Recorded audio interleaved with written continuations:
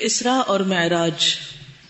اسراء سے مراد راتوں رات نبی صلی اللہ علیہ وسلم کا مکہ سے بیت المقدس تشریف لے جانا، اور معراج سے مراد عالم بالا میں تشریف لے جانا. اسرا یسری، اسراء کہتے ہیں رات کے سفر کو. واللیل اذا یسری، رات جب چل پڑتی ہے، تو رات کا سفر جو ہے یا رات میں سفر جو ہے وہ اسراء کہلاتا ہے. تو یہاں خاص معنی کیا ہے کہ مکہ سے بیت المقدس کی طرف جانا. اور معراج عروج سے، عرج یعرج کا مطلب ہوتا ہے بلندی کی طرف جانا. یہ واقعہ جسم اور روح سمیت پیش آیا تھا. یہ واقعہ جسم اور روح سمیت پیش آیا تھا. اسراء کا ذکر قرآن مجید میں اللہ کے اس ارشاد میں آتا ہے، پاک ہے وہ ذات جس نے اپنے بندے کو راتوں رات مسجد حرام سے مسجد اقصی تک کی سیر کرائی. 2 مسجدیں ابراہیم علیہ السلام کے 2 بیٹوں نے تعمیر کی. یہی وجہ ہے کہ ہم سب فلسطین سے محبت رکھتے ہیں کہ وہاں پر مسجد اقصی ہے. جیسے ہمیں مسجد الحرام بیت اللہ شریف محبوب ہے، اسی طرح وہ جگہ بھی محبوب ہے جس کے گرد ہم نے برکت دے رکھی ہے. مسجد حرام کے ارد گرد بھی برکت ہے.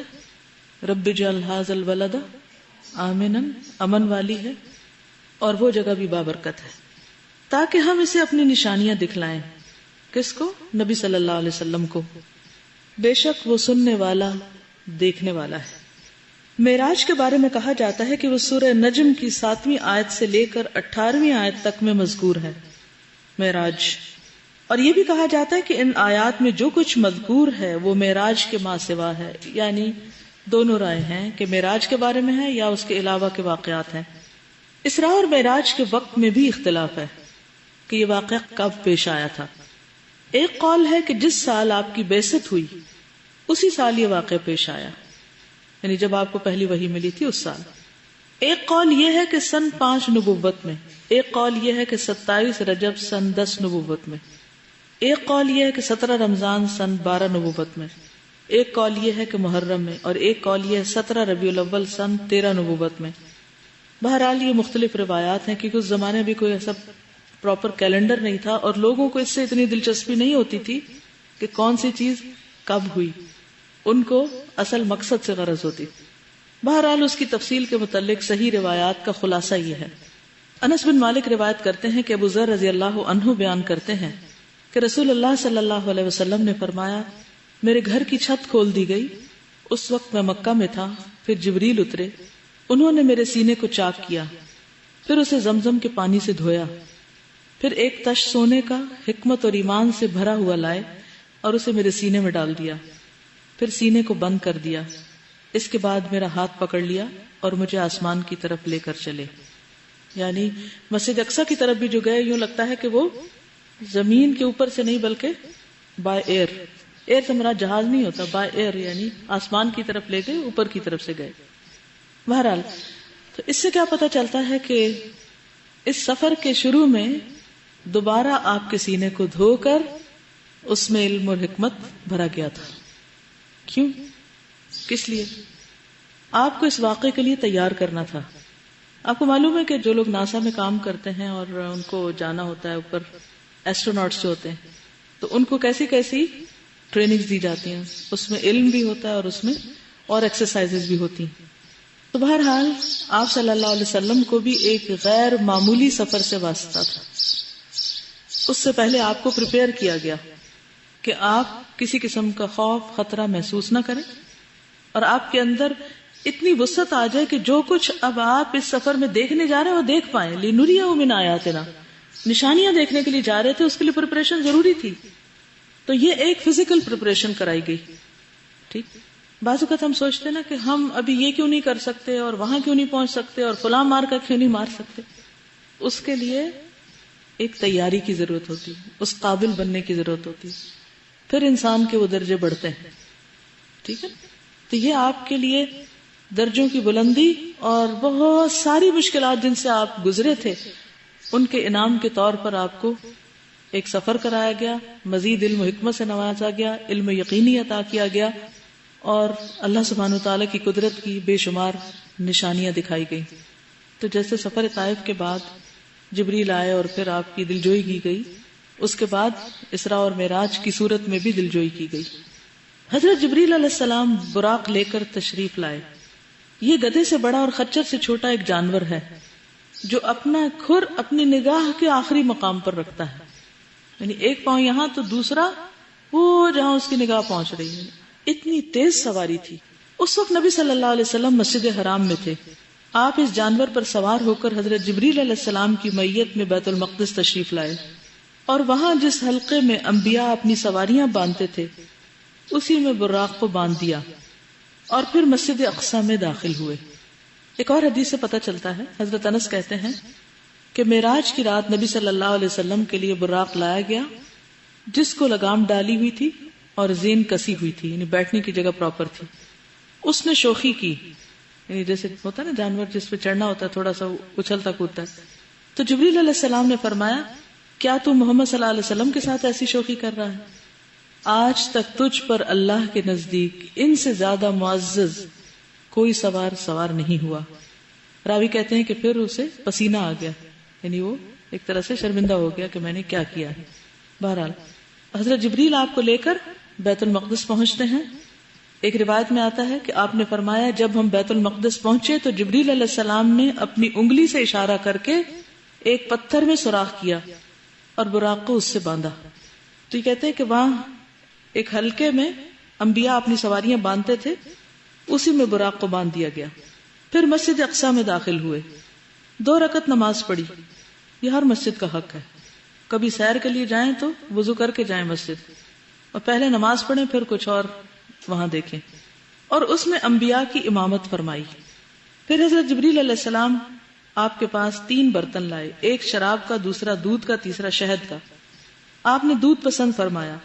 حضرت جبریل علیہ السلام نے کہا آپ نے فطرت پائی، آپ کو بھی ہدایت نصیب ہوئی اور آپ کی امت کو بھی۔ اگر آپ نے شراب پسند فرمائی ہوتی تو آپ کی امت گمراہ ہو جاتی۔ اس کے بعد آپ صلی اللہ علیہ وسلم کو بیت المقدس سے آسمان دنیا تک لے جایا گیا، پہلے آسمان تک۔ حضرت جبریل علیہ السلام نے دروازہ کھلوایا، اور اس کی تفصیلات یہاں نہیں کیونکہ یہ خلاصہ بیان کیا گیا ہے، اور آتا ہے کہ جب آپ نے نوک کیا تو پوچھا کہ کون؟ تو انہوں نے کہا جبریل۔ کہا ساتھ کون ہے؟ کہا محمد ہے صلی اللہ علیہ وسلم۔ پھر انہوں نے پوچھا خود آئے ہیں یا بلائے گئے ہیں؟ تو انہوں نے کہا کہ بلائے گئے ہیں۔ پھر دروازہ کھولا گیا۔ آپ نے وہاں انسانوں کے باپ حضرت آدم علیہ السلام کو دیکھا اور انہیں سلام کیا۔ انہوں نے آپ کے سلام کا جواب دیا، مرحبا کہا اور آپ کی نبوت کا اقرار کیا۔ ان کے دائیں ایک گروہ تھا، جب انہیں دیکھتے تو مسکراتے، حضرت آدم، اور یہ سعادت مندوں کی روحیں تھیں۔ اور ان کے بائیں ایک گروہ تھا، جب انہیں دیکھتے تو روتے، یہ بدبختوں کی روحیں تھیں۔ یعنی ایک باپ اپنی نیک اولاد کو دیکھ کر خوش ہوتا ہے اور بدبخت کو دیکھنے پر دکھی ہوتا ہے۔ پھر آپ کو دوسرے آسمان پر لے جایا گیا۔ حضرت جبریل علیہ السلام نے دروازہ کھلوایا، آپ کے لیے دروازہ کھولا گیا۔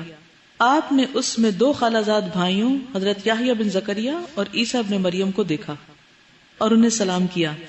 دونوں نے جواب دیا، مرحبا کہا اور نبوت کا اقرار کیا۔ پھر تیسرے آسمان پہ لے جایا گیا، وہاں آپ نے حضرت یوسف علیہ السلام کو دیکھا۔ انہیں آدھا حسن دیا گیا تھا، یعنی دنیا میں جتنا بھی حسن ہے اس کو اگر اکٹھا کر لیا جائے تو آدھا ان کو مل گیا اور آدھا باقی سب کو۔ آپ نے انہیں بھی سلام کیا، انہوں نے جواب دیا، مرحبا کہا اور آپ کی نبوت کا اقرار کیا۔ آپ کو چوتھے آسمان پر لے جایا گیا، وہاں حضرت ادریس علیہ السلام کو دیکھا، انہیں سلام کیا، انہوں نے جواب دیا، مرحبا کہا اور آپ کی نبوت کا اقرار کیا۔ پھر 5ویں آسمان پر لے جایا گیا، وہاں ہارون علیہ السلام کو دیکھا اور انہیں سلام کیا، انہوں نے سلام کا جواب دیا، مرحبا کہا اور آپ کی نبوت کا اقرار کیا۔ پھر آپ کو 6 آسمان پر لے جایا گیا، وہاں حضرت موسیٰ ابن عمران سے ملاقات ہوئی، آپ نے انہیں سلام کیا، انہوں نے جواب دیا، مرحبا کہا اور آپ کی نبوت کا اقرار کیا۔ پھر جب آپ وہاں سے آگے بڑھے تو وہ رونے لگے، حضرت موسیٰ۔ ان سے کہا گیا کہ آپ کیوں رو رہے ہیں؟ انہوں نے کہا میں اس لیے رو رہا ہوں کہ ایک جوان میرے بعد مبعوث کیا گیا، اس کی امت میری امت سے زیادہ تعداد میں جنت کے اندر داخل ہوگی۔ اس کے علاوہ بھی آپ صلی اللہ علیہ وسلم جس نبی کے پاس سے گزرے تو ان کو ان کی امت بھی دکھائی گئی۔ آپ نے یہ دیکھا کہ کسی کے ساتھ ایک جماعت تھی، بعض انبیاء کو آپ نے دیکھا کہ ان کے ساتھ صرف ایک آدمی تھا، بس ایک ہی ایمان لایا تھا۔ حضرت لوط علیہ السلام کے ساتھ صرف ان کی 2 بیٹیاں ایمان لائی تھی. یہاں تک ایک بڑے مجمع کے پاس سے گزرے تو پوچھا یہ کون ہے؟ کہا کہ موسیٰ اور ان کی قوم. آپ سر کو بلند کیجئے اور دیکھیے. آپ نے فرمایا اچانک میں نے جم غفیر دیکھا جس نے آسمان کے دونوں جانب کو گھیرا ہوا تھا. کہا کہ یہ آپ کی امت ہے اور ان کے علاوہ 70,000 اور ہیں جو بغیر حساب کتاب کی جنت میں داخل ہوں گے. اس کے بعد 7ویں آسمان پر لے جایا گیا. وہاں آپ کی ملاقات حضرت ابراہیم علیہ السلام سے ہوئی. آپ نے انہیں سلام کیا. انہوں نے جواب دیا مرحبا کہا اور آپ کی نبوت کا اقرار کیا. وہ اپنی پشت بیت المعمور سے لگائے ہوئے تھے جس میں روزانہ 70,000 فرشتے داخل ہوتے ہیں اور دوبارہ ان کے پلٹنے کی باری نہیں آتی. اور کہا جاتا ہے کہ وہ بیت المعمور دنیا میں جو بیت اللہ ہے اس کے بالکل اوپر ہے، یعنی دونوں کے ایک ہی سمت ہے. اس سے بعض لوگوں نے یہ نتیجہ بھی نکالا ہے کہ یہ جو دنیا کا کعبہ ہے یہ کائنات کا بھی مرکز ہے ایک طرح سے. یعنی یہ کعبہ صرف دنیا کے سینٹر نہیں بلکہ ایک طرح سے باقی جو یونیورس ہے، جو کریشن ہے اللہ کی، یعنی جتنی بھی گیلیکسی، سٹارز، جو کچھ بھی ہیں اس کا بھی سینٹر ہے. پھر آپ کو سدرۃ المنتہا تک لے جایا گیا. کون لے کر گیا تھا؟ جبریل علیہ السلام. قرآن پاک میں آتا ہے نا وَلَقَدْ رَآهُ نَزْلَةً أُخْرَى عِنْدَ سِدْرَةِ الْمُنتَهَى عِنْدَهَا جَنَّةُ الْمَأْوَى. تو نبی صلی اللہ علیہ وسلم نے جبریل علیہ السلام کو وہاں ان کی اصل حالت پر دیکھا تھا. ان کے 600 پر تھے جن سے موتی اور یاقوت جھڑ رہے تھے. تھوڑے سے جبریل کی ڈسکرپشن بتانا اس لیے ضروری ہے کہ آپ کے دل میں ان کی ایک محبت بھی پیدا ہو، کیونکہ وہ اہل ایمان سے محبت کرتے ہیں. تو جو آپ سے محبت کرے آپ کو کیا چاہیے؟ اس سے محبت کرے. بنی اسرائیل تو ان کے دشمن بنے ہوئے تھے، تو اللہ تعالیٰ نے فرمایا من کان عدوا لجبریل، جو جبریل کا دشمن ہوگا اللہ بھی اس کا دشمن ہے. تو جو جبریل سے محبت کرے گا اللہ اس سے محبت کرے گا. ٹھیک ہے. تو جبریل علیہ السلام کو آپ صلی اللہ علیہ وسلم نے جب دیکھا تو آپ کے 600 پر تھے جن سے موتی اور یاقوت جھڑ رہے تھے. انہوں نے مشرق و مغرب کے درمیانی فاصلے کو ڈھانکا ہوا تھا. ایک اور روایت میں آتا ہے کہ آسمان و زمین کے درمیان جو فاصلہ ہے یہ سارا ان کے پروں کی وجہ سے چھپا ہوا تھا، یعنی افق کو ڈھانپا ہوا تھا انہوں نے. ابن مسعود رضی اللہ تعالیٰ عنہ ما کذب الفؤاد وما رآ کی تفسیر میں کہتے ہیں کہ نبی صلی اللہ علیہ وسلم نے جبریل علیہ السلام کو باریک ریشمی حلے میں دیکھا، یعنی ریشم کا اوپر لباس بھی تھا. انہوں نے آسمان و زمین کے درمیان تمام حصے کو پر کر رکھا تھا. ابن مسعود ہی کی ایک اور روایت ہے کہ نبی صلی اللہ علیہ وسلم نے فرمایا میں نے جبریل کو اس طرح دیکھا کہ وہ ریشمی لباس پہنے ہوئے تھے. ان کے پاؤں موتیوں کی طرح تھے جیسے سبزے پر بارش کے قطرے ہوں، لیکن جب ان پر اللہ کی خشیت طاری ہوتی تو بالکل دب جاتے. حضرت جابر کی روایت ہے رسول اللہ صلی اللہ علیہ وسلم نے فرمایا میں اسراء والی رات فرشتوں کے پاس سے گزرا اور جبریل علیہ السلام اللہ کی خشیت کی وجہ سے بوسیدہ ٹاٹ کی طرح لگ رہے تھے. یعنی جب ڈرے تو اس طرح ان کی کیفیت ہو گئی. ادروائز جب وہ اپنی اصل حالت میں ہوتے ہیں تو پھر 600 پر کھولے ہوئے پورے افق کو ڈھانپ لیتے ہیں، اور پر بھی اتنے خوبصورت ہیں کہ جن سے موتی اور یاقوت جھڑتے ہیں. ہم نے دیکھو گا نا پرندے بھی جب پر پڑاتے ہیں تو اس کے اندر سے کیا نکلتا ہے؟ چھوٹے چھوٹے بال ان کے گرتے ہیں. تو جبریل علیہ السلام اڑتے ہوں گے. میں تو آج صبح جب پڑھ رہی تھی احادیث تو ایک عجیب میرے دل پہ روب قائم ہوا کہ کبھی بڑے جہاز پر آپ بیٹھے نا یا اس کے پاس جائیں تو ایسے ایک عجیب سا روب سا ہوتا ہے اس جہاز کا. کتنی ہیوج چیز ہے، 300-400 لوگ اس میں بیٹھے ہوئے ہیں، لیکن وہ جب اڑتا ہے تو یوں اوپر لگتا ہے جیسے کوئی پرندہ اڑ رہا ہو نا. یعنی کہ صرف کمپیریزن کے لیے بتا رہی ہوں کہ اس سے آپ اندازہ لگائیں کہ جبریل علیہ السلام کتنی ہیوج چیز ہے. اور جب وہ زمین سے اوپر جاتے ہوں گے یا اپنی اصل فلائٹ پر ہوتے ہوں گے تو کیا ان کا روب اور کیا شان ہوتی ہوگی. اور اللہ کے مقرب ترین فرشتوں میں سے، سب فرشتوں کے سردار ہیں، اور اللہ نے ان کو حسن بھی بخشا ہے. اور اتنی بلندی اور اتنی بڑائی کے باوجود خشیت آپ دیکھیں اللہ کی، کہ جو اللہ کے جتنا مقرب ہوتا ہے اس کے اندر اتنی زیادہ خشیت ہوتی ہے، عاجزی ہوتی ہے، تواضع ہوتا ہے. اچھا ہمارا حال کیا؟ ذرا سا حسن مل جائے، کوئی ڈگری مل جائے، کوئی دنیا کی نعمت مل جائے، کوئی درجہ مل جائے تو پھر تو اکڑ کہیں ختم ہی نہیں ہوتی، سب عاجزی رخصت ہو جاتی. مطلوب کیا ہے؟ جبریل علیہ السلام کی شخصیت سے کیا سبق ملتا ہے؟ جی میں یہ کہہ رہی تھی کہ انسان کو اللہ تعالیٰ نے مختلف موڈز دیے ہیں اور پرسنالٹی کے مختلف جو رنگ و روپ ہیں وہ اللہ تعالیٰ نے اسی لیے دیے کہ ہر موقع کے مناسبت سے وہ اس کو ڈسپلے کر سکتا ہے، اور اس کو اپنے دل و دماغ کو پورا حاضر ہونا چاہیے کہ جب اللہ کا ذکر آئے تو وہ کیسے دب جائے اللہ کے ڈر سے، اور جب اس کے کام کا وقت ہو تو وہ کیسے نکھر آئے.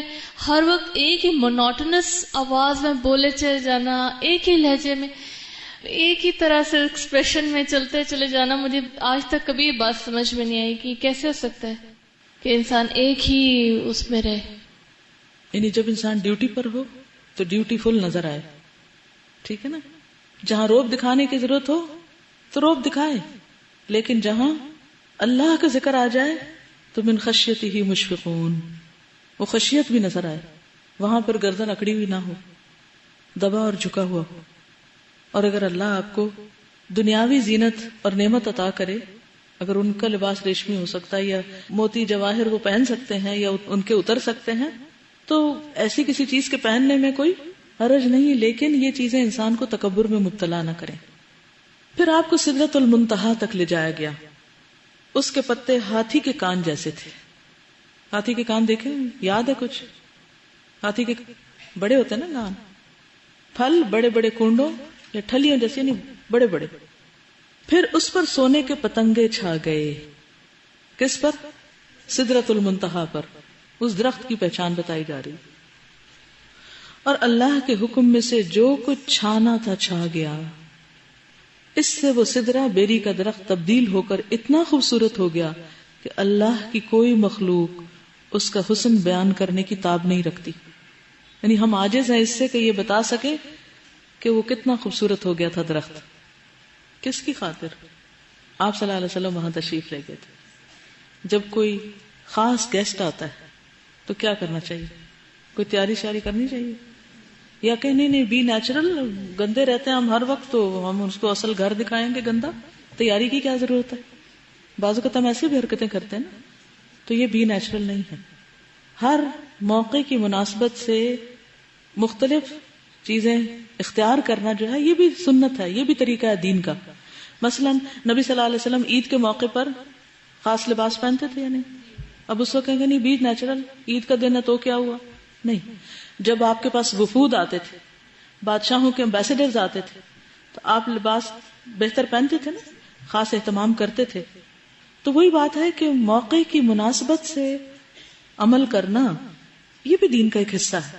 بس کوئی بھی چیز اسراف میں نہ ہو، اپنی حیثیت سے بڑھ کے نہ ہو، یا ایسا تصنع نہ ہو کہ ساری توجہ اسی پہ چلی جائے اور اصل مقصد سے ہٹ جائے. کیونکہ یہاں پر نبی صلی اللہ علیہ وسلم کی توجہ اگرچہ سارا اہتمام تھا لیکن توجہ ان چیزوں پہ نہیں تھی، مقصد پہ تھی. جو سننے کے لیے تشریف لے گئے تھے وہی سن رہے تھے. ہم بعض اوقات اپنی لیزینس، اپنی سستی کو چھپانے کے لیے یہ والا جملہ اس وقت بولتے ہیں، ہمارا موڈ بھی ہوتا ہے اچھا نہیں، تو ہم کہتے ہیں کہ ہم بناوٹ نہیں کر رہے. بالکل، ہم بس اصلی رہتے ہیں. یعنی اپنے لیزینس کی وجہ سے نہانا نہیں، کپڑے نہیں تبدیل کرنے، یا کوئی اللہ نے اتنے چوائسز پیدا کیے ان میں سے اچھی نہ اختیار کرنا، بس یہ کہنا کہ چونکہ ہم دین میں ہیں نا تو اس لیے یہ سب جائز ہے ہمارے لیے. یعنی دین کو بھی اپنی مرضی سے ہم نے ٹویسٹ کر کے کیا سے کیا بنا لیا نا. استاذہ میں یہ کہہ رہی تھی کہ ایک طرف وہ مہمانی تھی نبی صلی اللہ علیہ وسلم کی جب وہ طائف گئے، اور اللہ تعالیٰ نے کتنا خوبصورت ان کو کتنا جلد وہ کر دیا. یہ ان کی سچائی کی وجہ سے تھا نا، یعنی وہ بھی ایک کنٹراسٹ تھا، اور یہ ایسی کسی اور کو نصیب نہیں ہوئی نہ ہوگی. بالکل. ان مع العسر یسرا. پھر آپ کو جبار جل جلالہ کے حضور لے جایا گیا اور آپ اس کے اتنے قریب ہوئے کہ 2 کمانوں کے برابر یا اس سے بھی کم فاصلہ رہ گیا. اس وقت اللہ نے اپنے بندے پر وحی فرمائی اور آپ پر اور آپ کی امت پر دن رات میں 50 وقت کی نمازیں فرض کی. پھر آپ موسیٰ علیہ السلام کے قریب سے گزرے تو انہوں نے پوچھا آپ کے رب نے آپ کو کس بات کا حکم دیا ہے؟ آپ نے فرمایا ب50 صلاۃ، 50 نمازوں کا. انہوں نے کہا آپ کی امت اس کی طاقت نہیں رکھتی، اپنے رب کے پاس واپس جائیے اور اس سے تخفیف کا سوال کیجیے. آپ نے جبریل علیہ السلام کی طرف دیکھا، انہوں نے اشارہ کیا ہاں اگر آپ چاہیں چلتے ہیں. چنانچہ آپ واپس ہوئے. اللہ نے پھر 10 نمازیں کم کر دی. پھر حضرت موسیٰ علیہ السلام کے پاس سے گزرے، انہوں نے پھر پوچھا، آپ نے بتلایا تو انہوں نے پھر تخفیف کے سوال کا مشورہ دیا. یوں حضرت موسیٰ علیہ السلام اور اللہ جل جلالہ کے درمیان آپ کی آمد و رفت جاری رہی. اس سے جبریل علیہ السلام کی بھی آپ دیکھیے نا، ان کا کیا رول ہے کہ آپ چونکہ خود نہیں جا سکتے تھے، جبریل لے کے جا رہے تھے، یعنی اوپر تک پہنچانا، اس سے آگے جبریل خود نہیں جاتے تھے خاص مقام سے، وہاں آپ ہی گئے تھے. لیکن انہوں نے ایک دفعہ نہیں کہا کہ کتنی دفعہ میں جاؤں، لے جاتے رہے. یعنی اتنی بڑی اللہ کی مخلوق میں سے بہت بڑی مخلوق ہے جبریل علیہ السلام، لیکن عاجزی اور خشیت اور ہمبلنس، اور پھر پیغمبر علیہ السلام کے لیے تواضع حیرت انگیز. یہاں تک کہ اللہ نے 5 نمازیں کر دی. اس کے بعد آپ پھر حضرت موسیٰ کے پاس سے گزرے. انہوں نے پھر واپس جا کر تخفیف کے سوال کا مشورہ دیا. کہا کہ میں نے اس سے کم پر بنو اسرائیل کو بلایا، لیکن وہ ادا کرنے سے قاصر رہے اور اسے چھوڑ دیا. نبی صلی اللہ علیہ وسلم نے فرمایا، قد استحییت من ربی ولکنی ارضی واسلم. اب مجھے اپنے رب سے شرم آ رہی ہے، میں اسی پر راضی ہوں اور سر تسلیم خم کرتا ہوں. پھر جب آپ مزید کچھ دور تشریف لے گئے تو ندا آئی کہ میں نے اپنا فریضہ نافذ کر دیا اور اپنے بندوں سے تخفیف کر دی. وہ 5 نمازیں ہیں اور ثواب میں 50 ہیں. میرے نزدیک بات بدلی نہیں جاتی. کتنا بڑا انعام ہے کہ 5 پڑھو اور 50 کا ثواب کماؤ. اب جب نماز بھاری لگنے لگے تو سوچے کہ کہاں سے آئی ہے، یہ حکم کہاں سے نافذ ہوا. باقی سارے احکامات زمین پر آئے ہیں اور 5 نمازوں کا حکم وہاں سے لے کے آ رہے ہیں. اس سے نماز کی اہمیت اور اس کے خاص مقام کا پتہ چلتا ہے. اور شیطان نے بھی دین کے سارے کاموں میں سے سب سے زیادہ مشکل اسی کام کو بنا دیا. لوگ روزہ بھی رکھ لیتے ہیں، زکوٰۃ صدقہ خیرات بھی خوب کر لیتے ہیں، حج اور عمرے بھی کر لیتے ہیں، باقی بھی سب اچھے اچھے کام کر لیتے ہیں، لیکن نماز اس میں خشوع و خضوع کچھ نہیں. حالانکہ اگر دیکھا جائے کتنی دیر لگتی، کیا مشکل ہے. اس سے مشکل کام جسمانی مشقت کے ہم سارا دن کرتے ہیں، لیکن اللہ کے حضور تھوڑی دیر کھڑے ہونا بھاری لگتا ہے. یعنی یہی ایک چیز ہے کہ جس کے ذریعے انسان کو بھی بلندی نصیب ہو سکتی ہے. سب سے زیادہ انسان اپنے رب کے قریب کہاں ہوتا ہے؟ سجدے کی حالت میں. جتنا وہ اللہ کے آگے جھکتا ہے اتنا ہی اللہ کے قریب ہو جاتا ہے، اور شیطان انسان کو اتنا ہی دور کرتا رہتا ہے. پھر اسی رات نبی صلی اللہ علیہ وسلم مکہ مکرمہ واپس تشریف لائے. رات ہی کے اندر سفر ختم ہو گیا. جب صبح ہوئی اور آپ نے اپنی قوم کو ان بڑی بڑی نشانیوں کی خبر دی جو اللہ عز و جل نے آپ کو دکھلائی تھی، تو قوم کی تکذیب اور اذیت و ضرر رسانی میں شدت آ گئی. کسی نے تالیاں بجائیں اور کسی نے تعجب اور انکار سے ہاتھ اپنے سر پہ رکھ لیا کہ لو اب ایک اور بات. کچھ لوگ حضرت ابو بکر رضی اللہ تعالیٰ عنہ کے پاس دوڑے آئے اور انہیں خبر دی. انہوں نے کہا اگر یہ بات آپ نے کہی ہے تو سچ کہی ہے. لوگوں نے کہا اچھا آپ بھی ان کی تصدیق کرتے ہیں؟ انہوں نے کہا میں تو اس سے بھی دور کی بات پر آپ کی تصدیق کرتا ہوں. آسمان سے صبح یا شام جو خبر آتی ہے میں اس میں بھی آپ کو سچا مانتا ہوں. اس پر آپ کا لقب صدیق پڑ گیا. پھر کفار نے آپ کا امتحان لیا، پوچھا کہ آپ بیت المقدس کے اوصاف بیان کریں. آپ نے اس سے پہلے بیت المقدس دیکھا تھا نہ اس رات اس کی نشانیاں ضبط کی تھی. پہلی دفعہ آپ جا رہے تھے، پہلی دفعہ دیکھا، اور جب دیکھا بھی تو اس نظر سے نہیں دیکھا کہ جا کے کہیں ڈسکرائب کرنا ہے، لیکن اللہ نے اسے آپ کے لیے روشن کر دیا اور آپ اس کی نشانیاں بتاتے گئے. آپ نے ایک ایک دروازہ اور ایک ایک جگہ بتلائی اور وہ آپ کی کوئی تردید نہ کر سکے، بلکہ یہ کہا کہ جہاں تک اوصاف کا تعلق ہے آپ نے بالکل ٹھیک ٹھیک بیان کیے ہیں. یہ بھی اللہ سبحانہ وتعالیٰ کی طرف سے ایک تائید تھی آپ کے لیے. ایک اور روایت میں آتا ہے، حضرت ابو ہریرہ کہتے ہیں کہ رسول اللہ صلی اللہ علیہ وسلم نے فرمایا میں نے اپنے آپ کو حتیم میں دیکھا اور قریش مجھ سے میرے معراج پہ جانے کے بارے میں سوال کر رہے تھے، تو انہوں نے مجھ سے بیت المقدس کی چند ایسی چیزوں کے بارے میں پوچھا جن کو میں محفوظ نہ رکھ سکا تھا، نہیں مجھے یاد نہیں تھی. مجھے اس کا اتنا زیادہ افسوس ہوا کہ اتنا اس سے پہلے کبھی نہ ہوا تھا. اس کے بعد اللہ تعالیٰ نے بیت المقدس کو اٹھا کر میرے سامنے کر دیا. میں اسے دیکھنے لگا. اب جو بات وہ پوچھتے تھے میں انہیں بتا دیتا، اور میں نے اپنے آپ کو انبیاء علیہ السلام کی ایک جماعت میں دیکھا اور حضرت موسیٰ کو کھڑے ہوئے نماز پڑھتے دیکھا، گویا کہ وہ میانہ تن و توشکے اور گٹھے ہوئے جسم کے آدمی ہیں. یعنی حضرت موسیٰ کو بھی ڈسکرائب کیا جیسے قبیلہ شنوہ کے ہوتے ہیں. اور حضرت عیسیٰ ابن مریم کو کھڑے ہوئے نماز پڑھتے دیکھا تو لوگوں میں سب سے زیادہ ان سے مشابہ عروہ بن مسعود ثقفی ہیں. اور حضرت ابراہیم کو نماز پڑھتے ہوئے دیکھا، لوگوں میں سب سے زیادہ ان کے مشابہ تمہارے ساتھی یعنی حضور صلی اللہ علیہ وسلم خود ہیں. نماز کا وقت آیا تو میں نے امامت کرائی. پھر میرے نماز سے فارغ ہونے پر ایک کہنے والے نے کہا اے محمد صلی اللہ علیہ وسلم یہ مالک یعنی جہنم کا داروغہ ہے, اس کو سلام کیجیے. میں نے اس کی طرف دیکھا تو اس نے خود پہلے مجھے سلام کیا. تو بہرحال آپ صلی اللہ علیہ وسلم نے اس سفر میں بڑی بڑی نشانیاں دیکھی. انہوں نے اپنے ایک قافلے کے متعلق بھی سوال کیا جو ملک شام سے آ رہا تھا. آپ نے اس قافلے کے اونٹوں کی تعداد, قافلے کے احوال, اس کے پہنچنے کا وقت اور جو اونٹ آگے آگے آ رہا تھا ان سب کی خبر دی, اور جیسے آپ نے بتلایا تھا ویسے ہی ہوا, لیکن ان ظالموں نے کفر پر ہی اصرار کیا. اسراء کی صبح حضرت جبریل علیہ السلام تشریف لائے اور رسول اللہ صلی اللہ علیہ وسلم کو 5 نمازوں کی کیفیت اور ان کے اوقات سکھلائے. وہ جو حدیث میں آتا ہے نا کہ آپ خود آئے اور پھر پورے اوقات کی پابندی کے ساتھ نمازیں بتائیں کہ کس وقت کس نماز کو پڑھنا ہے اور کیسے پڑھنا ہے اور کتنی رکعتیں ہوگی. یہ سب کچھ جبریل علیہ السلام نے آ کے پریکٹیکل ڈیمونسٹریشن کے ذریعے سکھایا. اس سے پہلے نماز صرف 2 رکعت صبح اور 2 رکعت شام تھی. تو چونکہ اس میں اور بھی نشانیاں آپ کو دکھائی گئی تھی, تو جس میں حضرت بلال کے قدموں کی آواز تھی وہ بھی سنوائی گئی, اور اس کے علاوہ جہنم کے کچھ مشاہدات بھی آپ نے کیے. حضرت انس رضی اللہ تعالیٰ عنہ فرماتے ہیں کہ رسول اللہ صلی اللہ علیہ وسلم نے فرمایا جب مجھے معراج کرائی گئی تو میں ایک قوم پر گزرا, کچھ لوگوں پر سے گزرا. ان کے ناخن تانبے کے تھے اور وہ ان ناخنوں سے اپنے سینے اور چہرے چھیل رہے تھے, نوچ رہے تھے. میں نے کہا یہ کون لوگ ہیں اے جبریل؟ انہوں نے فرمایا یہ وہ لوگ ہیں جو لوگوں کا گوشت کھاتے ہیں, ان کی عزتوں سے کھیلتے ہیں, غیبت کرنے والے لوگ. دیکھیے ایک بھی کوئی نشان کٹ کچھ لگ جائے نا چہرے کے اوپر, کوئی دانا ہی نکل آئے تو لوگ چھپاتے پھرتے ہیں اس کو مختلف طریقوں سے.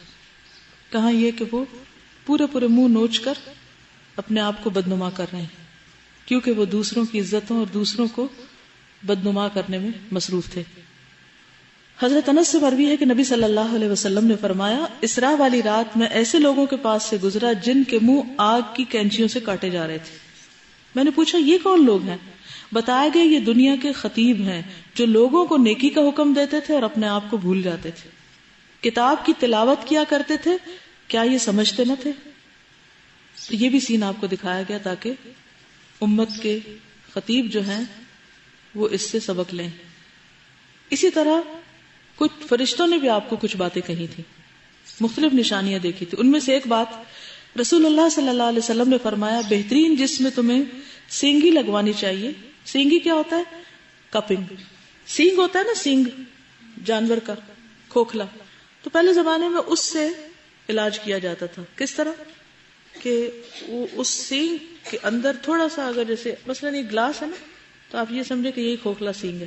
تو پہلے جیسا کہ گلاس شیشے وغیرہ کے نہیں ہوتے تھے, تو اس میں ہوتا یہ ہے کہ جسم کو پہلے سن کیا جاتا ہے کپنگ میں. گلاس کے اندر تھوڑا سا جیسے موم بتی یا کسی چیز کا دھواں ڈالیں تو پھر اس کے بعد اس کو جسم پر لگائے تو وہ ایک دم اس کو پکڑ لیتی اور اس جگہ کو وہ سن کر دیتی.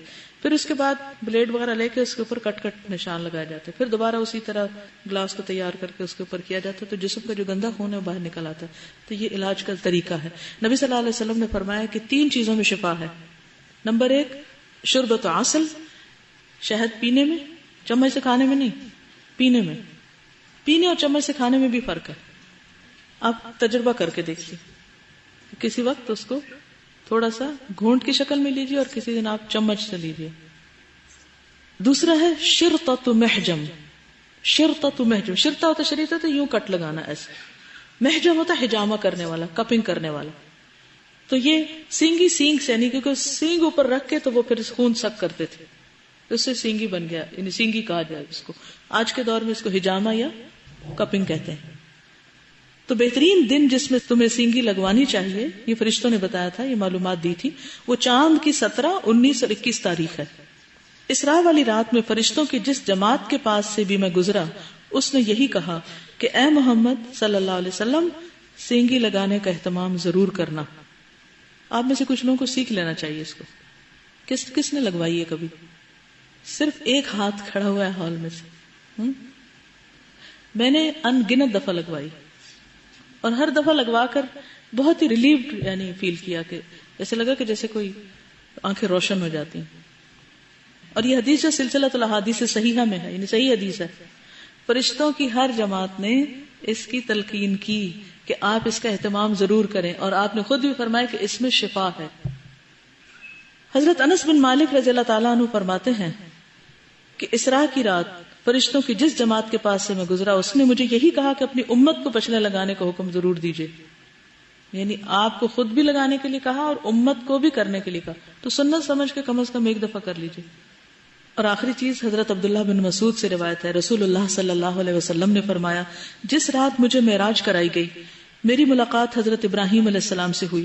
انہوں نے کہا، اے محمد صلی اللہ علیہ وسلم، اپنی امت کو میری طرف سے سلام پیش کرنا اور انہیں بتانا کہ جنت کی مٹی پاکیزہ اور عمدہ ہے، مٹی پاکیزہ اور عمدہ ہے، اس کا پانی میٹھا ہے اور وہ ایک چٹیل میدان ہے، اور سبحان اللہ والحمد للہ ولا الہ الا اللہ واللہ اکبر کہنا، وہاں درخت لگانا ہے، جتنے چاہیں لگائیں، پھر اپنے لیے شجر کاری کریں اپنے اس گھر کی جہاں ہمیشہ رہنا ہے۔ تو بہرحال کیا کچھ لایا آپ معراج سے؟ 5 نمازیں لائے، پچھنے کا حکم لائے، اور تسبیح ذکر کا تحفہ لائے۔ سورہ بقرہ کی آخری 2 آیات کے بارے میں بھی آتا ہے۔ چلیے اب آپ کچھ کہنا چاہیں تو کہیے۔ السلام علیکم۔ مجھے جو بہت ہی زیادہ دل کو ٹچ کیا نا جس چیز نے، وہ یہ کہ میں پہلے بھی معراج کے بارے میں کبھی پڑھا یا سنا، لیکن جیسے آج مجھے فیل ہوا نا کہ جو ورڈز تھے نا کہ تاکہ ہم اسے اپنی نشانیاں دکھائیں، مجھے لگا کہ پچھلے ہم نے چیپٹر میں کتنا زیادہ یہ پڑھا ہے کہ وہ یہ نشانی مانگ رہے ہیں، وہ نشانی مانگ رہے ہیں، اور پتہ نہیں شاید نبی صلی اللہ علیہ وسلم کے دل میں آتا ہو کہ کوئی نشانیاں مطلب دکھائی دیں، یا بعض اوقات دل میں ایک آتا ہے کہ اللہ کے لیے تو یہ کام کتنا آسان ہے، پھر اللہ تعالیٰ کر دیں، لیکن جب وہ اللہ تعالیٰ پوری کرنے پہ آتے تو انسان کے وہم و گمان میں بھی نہیں ہوتا کہ وہ اس کو کیا دکھائیں گے، کیا کیا نشانیاں اور کیا کیا چیزیں جو اس نے کبھی سوچا بھی نہیں تھا۔ نبی صلی اللہ علیہ وسلم نے تو یہ نہ چاہا ہوگا نہ سوچا ہوگا، لیکن کیسے ان کو کتنا کچھ دکھایا گیا جو کہ ہم تو اپنے لفظوں میں اس کو ڈسکرائب بھی نہیں کر سکتے، اللہ کے ہی لفظ کافی ہیں۔ اوکے، جزاکم اللہ خیرا، سبحانک اللہم وبحمدک، نشہد ان لا الہ الا انت، نستغفرک ونتوب الیک۔ السلام علیکم ورحمۃ اللہ وبرکاتہ۔ جتنا ہو سکے ثواب کی نیت سے اس ویڈیو کو آگے پھیلائیں، اور مزید ویڈیوز دیکھنے کے لیے الہدیٰ اکیڈمی کو سبسکرائب کر لیں۔